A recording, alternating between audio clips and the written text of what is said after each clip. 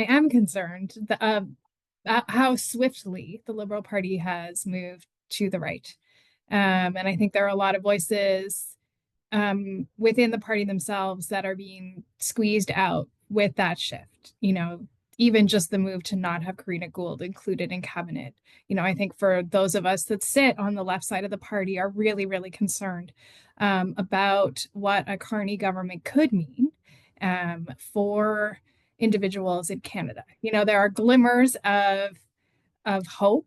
Not all is lost. I think we're looking at some interesting proposals on the housing front that could expedite and speed up the rate at which we're building housing in Canada, which I think is a positive. We all know we're desperate for housing.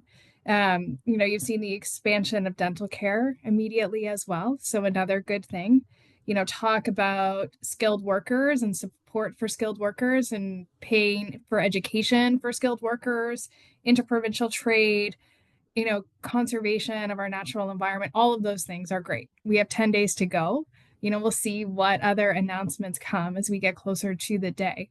But I do think that the economy is taking up so much airtime that people aren't thinking beyond what's happening right now. And there's a lot of anxiety. And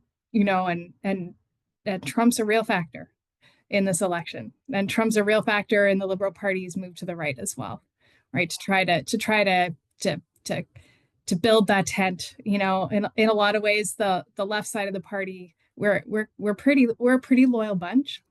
Not gonna lie, like those of us that are left of center tend to stay with the party, and so that shift I think is intentional to try to take as much support from the Conservatives as possible. And the polls show right now that it's working.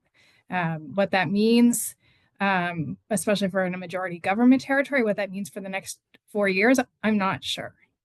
When Prime Minister Carney has to go to a Liberal convention for the first time and talk to members about their policy ideas and what they see in the future, we could see a shift.